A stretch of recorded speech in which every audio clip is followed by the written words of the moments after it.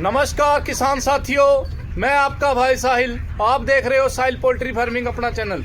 आज फिर दोस्तों आपके लिए एक वीडियो लेकर आया हूँ।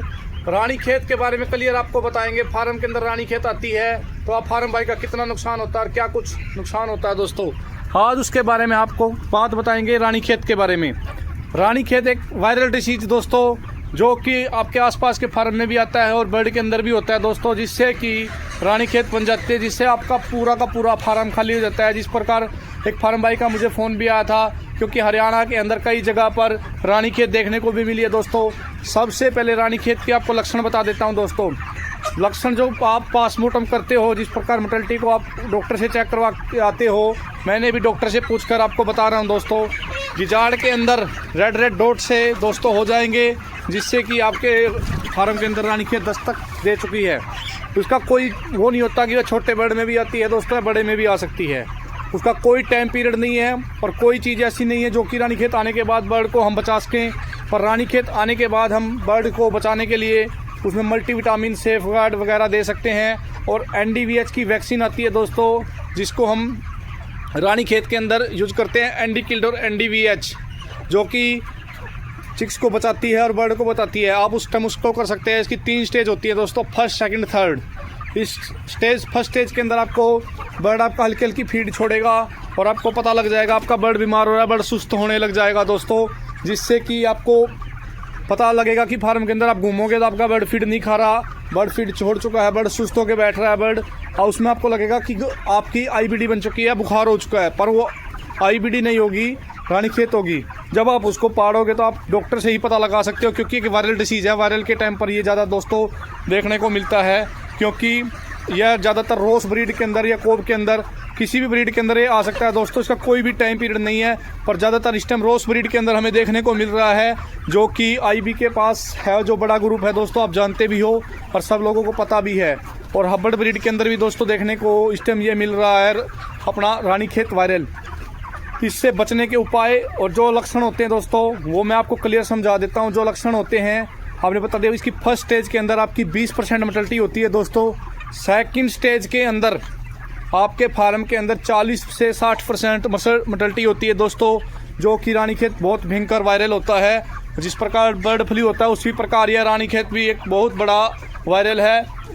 यह पूरा फार्म खाली हो जाता है और आपको वहाँ पर, जब आपका पूरा फार्म खाली होता है ना, तो उसको आप कहीं पर फेंक सकते हो, तो आपको JCB बुलाकर ही खड्डा खोदकर आपको वहाँ से वो जो आपका मुर्गा मर जाता है उसको आपको वहाँ पर दबाना पड़ता है। और क्या नाम है, आपको जो आपकी मिट्टी होती है 3-3 इंच आपको मिट्टी भी निकालनी होती है। और फार्म की सफाई भी इस तरीके से करनी होती है, क्योंकि एक बैच में अगर आ गई तो दूसरे बैच में वो पक्का आएगी। तो फार्म की साफ़ सफाई, बर्निंग, स्प्रे उसमें इस प्रकार का करना होता है। और आपका खर्चा भी बहुत ज़्यादा आता है। तो उससे बचने के लिए हमें स्टार्टिंग में बर्ड को क्या देते रहना चाहिए, जिससे कि बर्ड में NDVH रानीखेत की जो बीमारी है वो हमारे फार्म के अंदर दस्तक ना ले। अगर बाई चांस आपके फार्म में आपको लग रहा है रानीखेत आपके फार्म में आ रही है, तो आप उसको मल्टीविटामिन दोस्तों देते रहना चाहिए। जिस प्रकार आपका विटाटोन हो गया, इकेरसी हो गया, हिमोटास हो गया दोस्तों, ये चीज़ ऐसी हैं। मल्टीविटामिन आपके वहाँ पर कोई भी दोस्तों मिल जाए, ये तो 4-5 अच्छी कंपनियों की मल्टीविटामिन है दोस्तों, जो आप उनको देते रहना चाहिए। और इसके टाइम से पानी की साफ़ की दवाई। और दोस्तों एक बात और बता देता हूँ, अगर साहब आप चिक्स ले रहे हो किसी भी कंपनी का दोस्तों, चिक्स ले रहे हो या इंटीग्रेशन में आप काम कर रहे हो, सबसे पहले आपको अगर कंपनी वाले से पूछ लेना दोस्तों, NDVH की स्टार्टिंग में वैक्सीन लगती है फर्स्ट से लेकर सेकंड डे के ऊपर। अगर वो नहीं लग के आई है तो आप उसको बोलकर या अपने पैसों की लगवा सकते हो, ज़्यादा महंगी नहीं आती दोस्तों।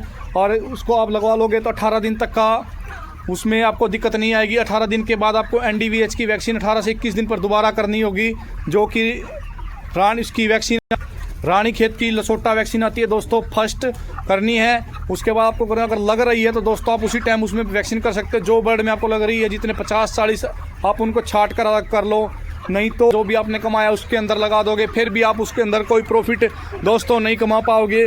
और लास्ट स्टेज, तीसरी ऐसी स्टेज होती है जिसके अंदर 100% मोर्टेलिटी होना तय है। उसके अंदर एक भी बर्ड ऐसा नहीं होता दोस्तों जो बच जाएगा, और आप वहाँ से नुकसान पे ही नुकसान दोस्तों देखने को बहुत ज़्यादा आपको मिलेगा।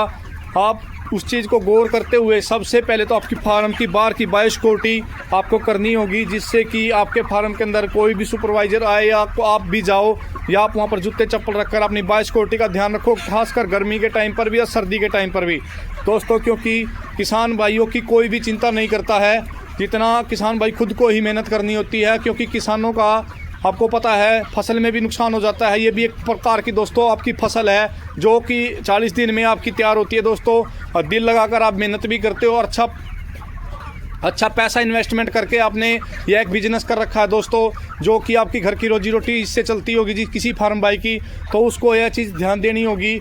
अगर बाई चांस आपके दिक्कत आ रही है किसी प्रकार की भी दोस्तों, ये तो एक बड़ा वायरल है जो कि बहुत बड़ा वायरल का रूप ले लेता है, महा भयंकर बीमारी है।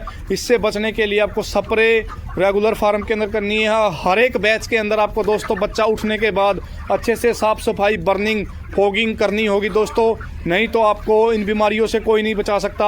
अगर आपका एक फ्लोक भी ख़राब हो जाता है तो आप पूरे साल के बराबर हो जाते हो दोस्तों। जो कमाया वो आप उस बैच के अंदर दे देते हो, जिससे कि आपको इतना प्रॉफिट नहीं हो पाता दोस्तों। जब भी किसान भाई आज पीछे है क्योंकि उस चीज़ को वह नॉलेज नहीं रखता और ना वह लिख कर रखता दोस्तों। अगर वह लिख कर रखता हमारे इस महीने में बीमारी ये आती है, इस महीने में ये बीमारी आती है दोस्तों, उस किसान भाई को कोई भी प्रॉफिट ऐसा है कि उसको जो लिख कर रखता है उसको तो कोई भी नुकसान होने का तो मतलब ही, जो नहीं लिख कर रखता तो उसको प्रॉफिट तो होने का मतलब ही नहीं दोस्तों। उसका बस ये हो गया चिक्स डल रहा है निकल रहा है, चिक्स डल रहा है निकल रहा है। वो साल के टाइम पर वो जीरो निकलता है दोस्तों।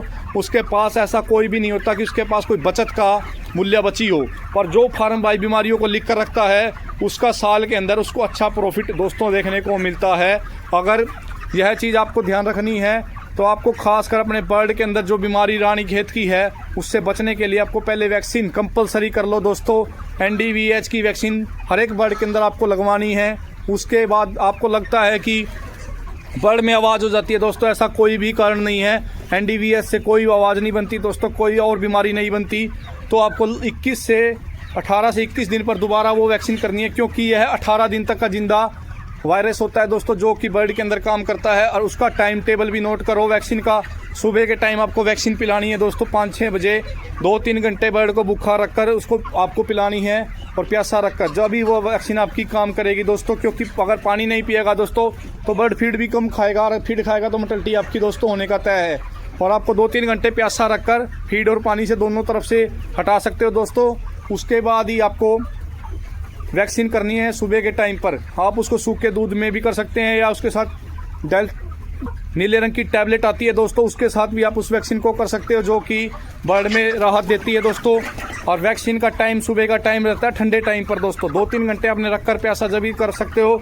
अगर वो चीज़ नहीं करोगे तो आपको रानीखेत आपके बर्ड में आ गई तो आपको कोई नहीं बचा सकता दोस्तों। अगर बाई चांस बन भी जाती है तो उसी टाइम जो बर्ड अलग कर आप उसको दूसरी वैक्सीन उसी टाइम मौके पर वैक्सीन दे दो। जो दिक्कत होगी दोस्तों वहीं की वहीं दब जाएगी। अगर ज़्यादा बढ़ गई तो आपको यूँ सोच लो लास्ट के टाइम पर आपको कोई नहीं बचा सकता दोस्तों। उसमें आपकी पूरी की पूरी मोर्टेलिटियाँ लग जाएंगी लाइन में, जो कि आप से भी नहीं सहन होगी। ना उसको आप आसपास के कहीं पर भी फेंक सकते हो, क्योंकि आसपास फेंकोगे तो भी दोस्तों दूसरों को भी दिक्कत आएगी। तो आपको वहाँ पर इकट्ठा करके गड्ढा खोद के इसको दबाना होता है दोस्तों। और क्या नाम है, अगर आसपास फेंकोगे दोस्तों तो आपके ऊपर दिक्कत और हानि हो सकती है, क्योंकि मोर्टेलिटी हवा के जो वायरस होता है हवा के अंदर फैलता है दोस्तों, और दूसरे फार्म को भी समस्या उत्पन्न कर सकता है दोस्तों। तो उसको देखते हुए अपने फार्म के चारों चुगरते साफ सफाई भी रखनी है। और जितना हो सकता है दोस्तों वैक्सीन प्रॉपर तरीके से करो, जितना नहीं हो सकता अपनी मैनेजमेंट को सुधारो दोस्तों। मैनेजमेंट सुधारोगे तो लाइफ के अंदर कभी भी दोस्तों मार नहीं खा सकते। अगर फार्म भाई अपनी मैनेजमेंट सुधार लेता है तो कभी भी इसको लॉस दोस्तों नहीं होगा। बड़ी बीमारी है दोस्तों, वो आपके हाथ में नहीं है, पर आपकी मैनेजमेंट तो आपके हाथ में है। मैनेजमेंट को आप अच्छे तरीके से करोगे दोस्तों तो आपकी कोई भी बीमारी आपके फार्म के अंदर नहीं आ सकती दोस्तों। अगर दोस्तों वीडियो अच्छी लगी हो तो लाइक शेयर जरूर करना। मिलते हैं दोस्तों नेक्स्ट वीडियो के अंदर। अभी वीडियो को हम यहीं पर विराम करते हैं। जय हिंद दोस्तों।